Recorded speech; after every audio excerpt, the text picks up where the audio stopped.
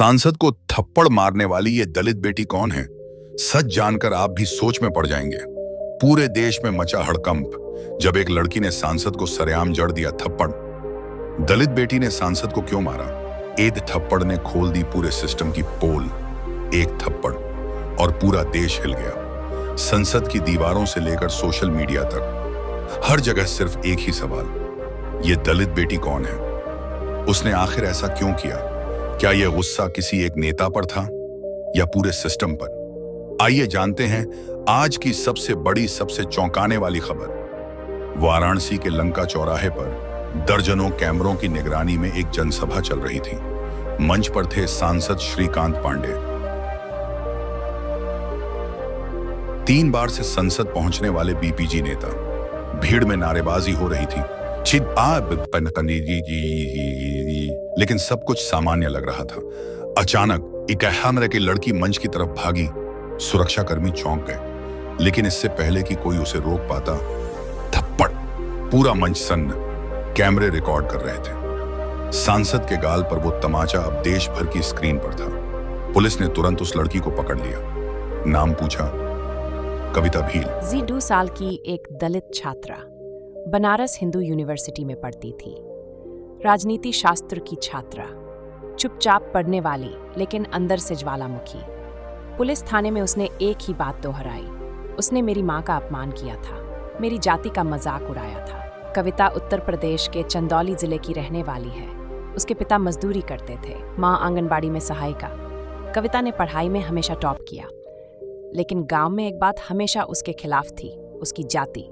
School में उसे नीची बेंच पर बैठाया जाता, लड़कियां उसके साथ लंच नहीं खाती, लेकिन माँ कहती बिटिया पढ़ ले। अंबेडकर ने भी यही सहा था, तू भी निकलेगी इस दलदल से। कविता ने अंबेडकर की किताबें पढ़ी, संविधान समझा, लेकिन सिस्टम वही था, जातिवादी, घमंडी और महिला विरोधी।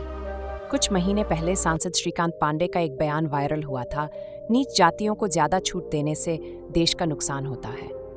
इस बयान को कविता ने अपने सोशल मीडिया पर कड़ी निंदा की। उसने बीएचयू में विरोध प्रदर्शन किया, लेकिन कोई सुनवाई नहीं हुई। फिर आया वो दिन, सांसद उसी इलाके में कार्यक्रम के लिए आए। कविता चुपचाप पहुंची, एक हाथ में संविधान की प्रति, दूसरे में अपनी मां की तस्वीर। मैं पूछना चाहती थी, संविधान में बराबरी है या सिर्फ किताबों में? जब किसी ने जवाब नहीं दिया तो उसके हाथ से निकल गया गुस्सा और पड़ गया थप्पड़। वीडियो वायरल हुआ, दलित बेटी स्लैप्स एमपी, ट्रेंड करने लगा। किसी ने कहा ये नक्सलियों की साजिश है, किसी ने कहा ये अंबेडकर की बेटी है। लेकिन कविता का जवाब सीधा था, अगर संविधान का अपमान करोगे तो थप्पड़ ही पड़ेगा। भीम आर्मी और देश भर की यूनिवर्सिटी से आवाजें उठीं, कविता को रिहा करो। विशेषज्ञों का कहना है कि यह थप्पड़ केवल एक व्यक्ति पर नहीं, बल्कि पूरे जातिवादी ढांचे पर था। दलित बेटियों को आज भी सबसे ज्यादा शोषण झेलना पड़ता है, चाहे वो पंचायत हो, संसद हो या थाने। एक दलित लड़की का थप्पड़ तब जन्म लेता है जब इंसाफ मर जाता है। कविता का विरोध केवल सांसद से नहीं था, वो उन सभी लोगों से था जो अंबेडकर के संविधान को जला चुके हैं मन में। जेल में कविता ने अपने वकील के माध्यम से एक पत्र भेजा। लिखा, मैं माफी नहीं मांगूंगी क्योंकि थप्पड़ किसी गुस्से से नहीं बल्कि न्याय के लिए था। मैं डॉक्टर अंबेडकर की बेटी हूँ, डरना मुझे आता नहीं। उसका ये पत्र हजारों युवाओं में जोश भर गया। देश भर में प्रदर्शन हुए। कविता भील अब एक नाम नहीं, आंदोलन बन चुकी थी। कुछ दलित सांसदों ने कविता का समर्थन किया। केंद्र सरकार ने कहा कानून अपना काम करेगा, लेकिन देश के लाखों लोगों ने कहा ये लड़की गुनहगार नहीं, एक आईना है।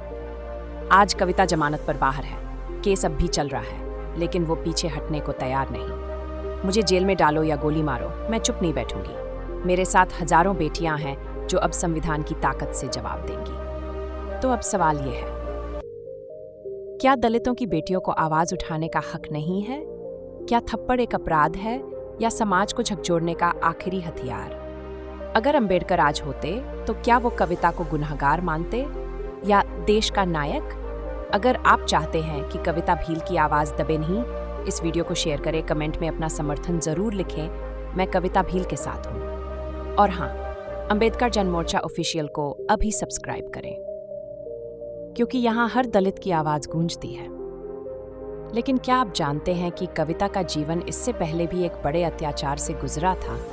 क्या था वो राज जिसने उसे लड़ाकू बना दिया? जानने के लिए अगले एपिसोड का इंतजार